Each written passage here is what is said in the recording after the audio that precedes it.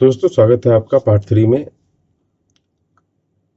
हम लोग इसमें बात करने वाले हैं क्यों नंबर्स हमको कंफ्यूज करते हैं लेकिन चार्ट तुरंत कहानी बता देते हैं।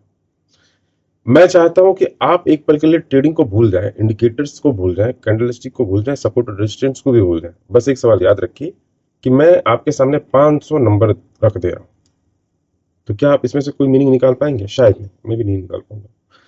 अगर मैं उन्हीं नंबर्स को एक विजुअल ग्राफ में दे दूं तो कुछ ही सेकंड में आपका दिमाग पैटर्न पहचानना शुरू कर देगा।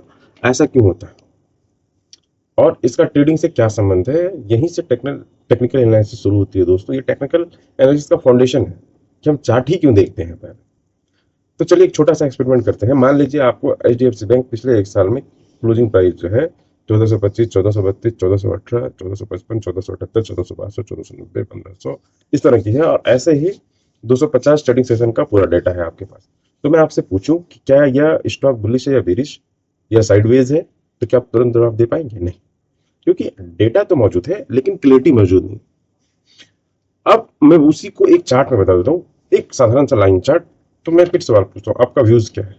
दिलचस्प बात यह है कि इस बार शायद आप 2 से 3 सेकंड में ही अपना ओपिनियन बना लेंगे और आप कहेंगे कि लग रहा है अप ट्रेंड में, क्योंकि प्राइस बढ़ रही। ठीक है, या लगता है कंफ्यूजन चल रहा है, साइडवे मार्केट है।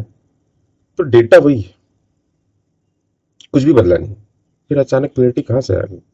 इसका जवाब दोस्तों ह्यूमन साइकोलॉजी में छिपा है। हमारा दिमाग नंबर्स के लिए, नंबर्स को एनालाइज करने में ज्यादा टाइम लगाता है, और लेकिन पैटर्न्स को जल्दी एनालाइज करता है। हमारे दिमाग में पैटर्न्स बना होता है पहले से।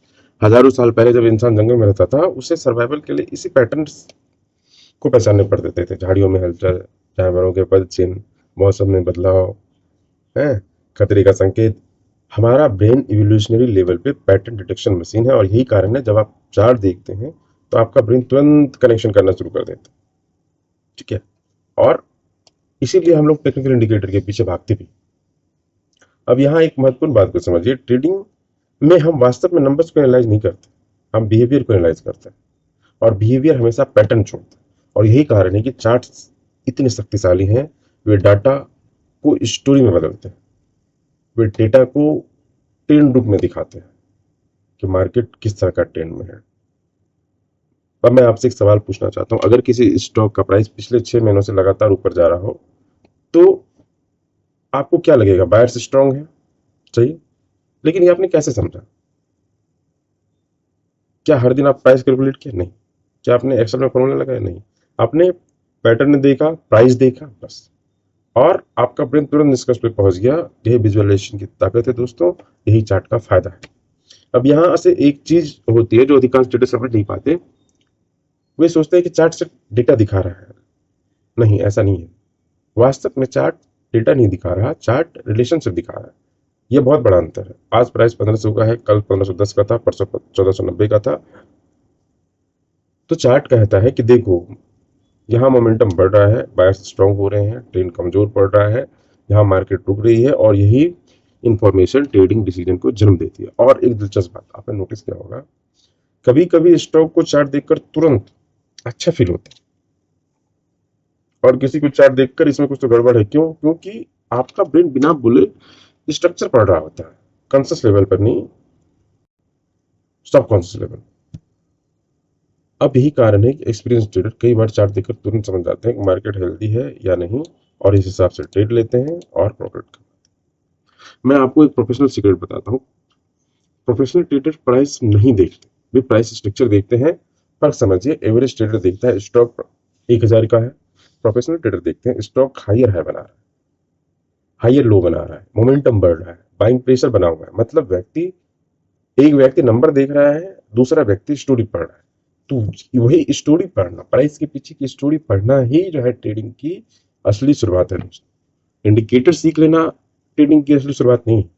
यही टेक्निकल एनालिसिस और इन्वेस्टिंग साइकोलॉजी का मिलन होता है, क्योंकि मार्केट नंबर्स की दुनिया नहीं, मार्केट एक्सपेक्टेशन की दुनिया है।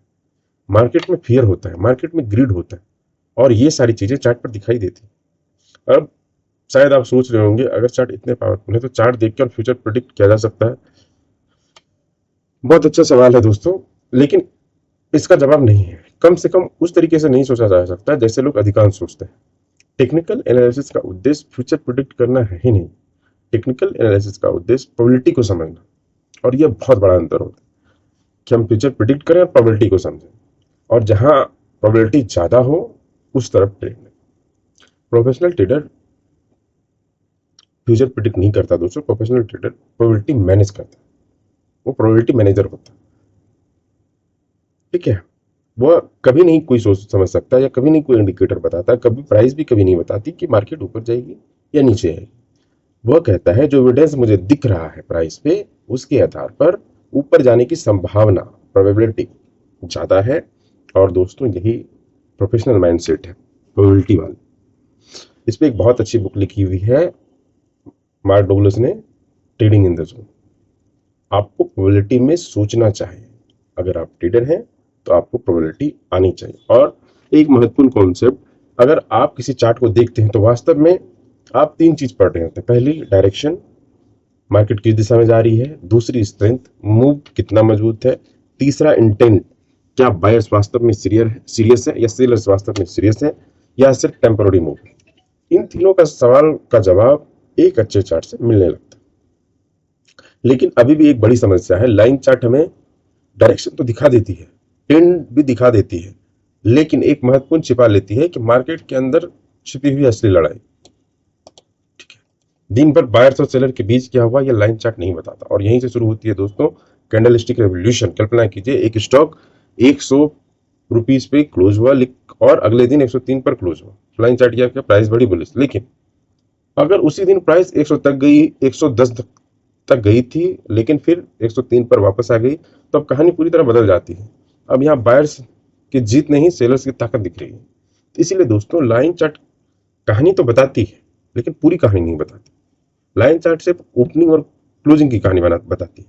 और यही कारण है कि हम लोग अगले पार्ट में हम ट्रेडिंग के सबसे महत्वपूर्ण खोजों में से एक को समझेंगे, कैंडलस्टिक चार्ट। यह क्यों इतने महत्वपूर्ण है, क्यों दुनिया के सबसे बड़े ट्रेडर्स, सबसे बड़े हेज फंड्स और दुनिया के सबसे अनुभवी ट्रेडर्स, प्राइस एक्शन ट्रेड करने वाले ट्रेडर्स आज भी कैंडलस्टिक का उपयोग करते हैं। क्योंकि पहली बार मार्केट सिर्फ डायरेक्शन नहीं बता रहा, अपनी पूरी कहानी दिखाना शुरू करता है। और जब कहानी दिखने लगती है तो टेक्निकल वास्तव में जीवित हो जाता है। अगले पार्ट में दोस्तों हम लोग कैंडलस्टिक की दुनिया में प्रवेश करेंगे और यहीं से मार्केट आपको बोलना शुरू करेगी, क्योंकि कैंडलस्टिक मार्केट की भाषा है दोस्तों। ठीक है, थैंक यू सो मच।